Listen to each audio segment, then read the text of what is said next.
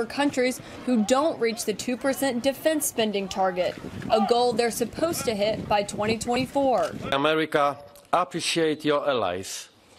After all, you don't have that many. Ahead of a trip to the UK later this week and his first official summit with Vladimir Putin, President Trump also taking aim at British Prime Minister Theresa May over the ongoing revolt within her party, but not directing any tough talk toward Putin. I have NATO, I have the UK, which is in somewhat turmoil, and I have Putin. Frankly, Putin may be the easiest of them all. I really can't say right now. As far as I'm concerned, a competitor. U.S. NATO Ambassador Kay Bailey Hutchison acknowledging that Moscow welcomes the growing divisions between the U.S. and the European alliance, but attempting to downplay concerns. I think the discord is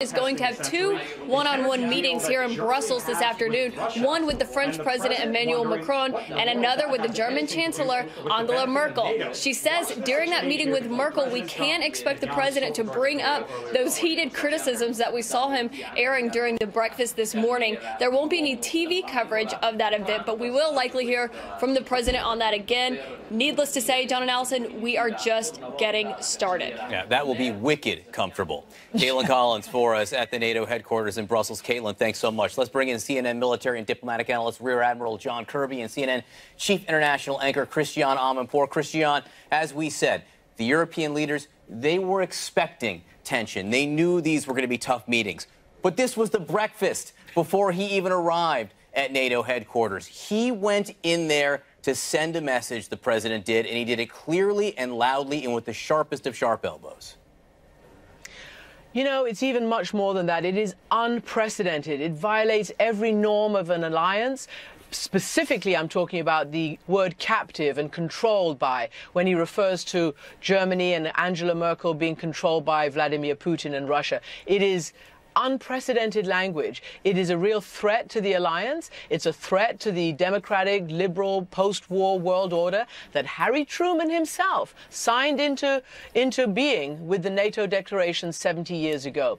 And that is what really worries the alliance right now. They are very, very nervous that this alliance, as well as the G7, which we saw crumble in disarray back in June in Canada, are being put at threat by the United States right when they need to stand up to Russia, who obviously President Putin, rather Trump, is going to meet right on the heels of the NATO summit. I conducted those two interviews with Ursula von der Leyen, the German defense minister, and with the U.S. ambassador to NATO, the former Senator Kay Bailey Hutchison. They are also concerned. You heard the German defense minister push back. This is not a side deal to NATO military spending, as President Trump declared. This was a 15-year-old pipeline treaty with the Russians way before Russia annexed and invaded Ukraine and took over Crimea. So it's apples and oranges what's going on. And it's a really, really tense moment. And we'll wait to see precisely what comes out of it. Does President Trump leave in the same way that he left Canada by pulling the U.S. signature off the final communique? That is their worst fear at NATO right now. Okay, so Admiral Kirby, I think it is riveting to hear everything that Trump, the case that he was making, President Trump was making to them, in part because I've never heard him speak so long. I mean, usually here at home he says the U.S. is being taken advantage of, it's bad. But he really laid out his case, okay, in the most fulsome way that... didn't. He laid out his case, Christian, in the most fulsome way that we've ever heard President Trump talk. I mean, including at debates. He was... okay, listen, you can say it was a compelling case or not, but he sat there and told them there were a few different points. Number one, why are you saying if Russia's such a bad actor, let's start with this one, was his point. If Russia's such a bad actor, why are you dependent upon them for 60 to 70% of your energy? They're not. Okay, I understand. But listen, Admiral Kirby, explain what the response should have been to that. Well, I think to Christian's point, I think if I was Jens Stoltenberg, I would make sure he understood that Germany's trade and energy sector has nothing to do with their commitments to NATO or the purpose of NATO writ large. Look, Trump is trying to conflate his issues over trade and his beef with Europe and the EU with NATO. And then he's using our military strength as the leverage to do that. That's what he's really up to here. And I also think, number two, that he's trying to hijack the agenda of this entire NATO summit to focus on this one issue, because to him, this issue gets to using military strength as some sort of axe over our NATO allies' heads. Christian, go ahead. You wanted to jump in.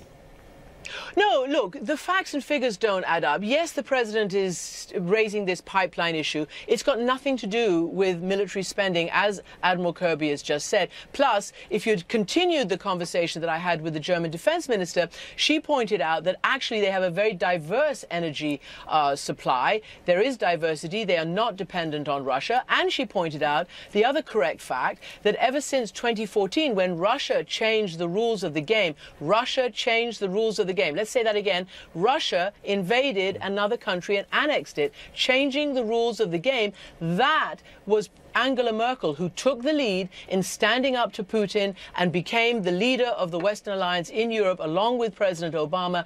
And that is when they decided to up NATO's defense spending. It was then, at the summit in 2014, that they decided to up NATO's defense spending. And let's just call a spade a spade. The president says it's unfair to the U.S. and to the taxpayers. But NATO's budget is determined on the size of each individual economy. That's why the U.S. spends more. The U.S. wants to spend more of domestic GDP on its own military. Europe thought that Europe was safe after the collapse of the Soviet Union. It was after Russia changed the rules of the game that they realized they had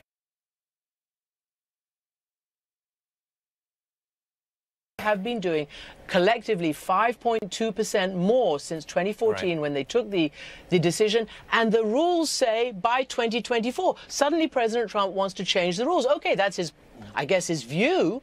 But NATO, the 29 members of NATO, said that by 2024 we will achieve that target. And even the U.S. ambassador to NATO says that 100% of all NATO members are moving in that direction. Yeah. I mean, what more does the president want? Well, you heard what he wanted. I mean, what he said, Christian, was they could do it tomorrow. Why do we have to wait till 2024? They could do it tomorrow. Why? And in terms of, because what he's saying is that it's not just that the U.S.'s GDP is more, it's the percentage, right? So what he's saying is, why does the U.S. have to shoulder the burden of 4% of their GDP when Germany's paying, I think the number, well, first of all, I don't even know if these numbers are right. Okay, so he was saying 4.2. We can't find 3.5. that. It's 3.5. I get it. But he was using the number 4.2, and he was saying when Germany does 1%.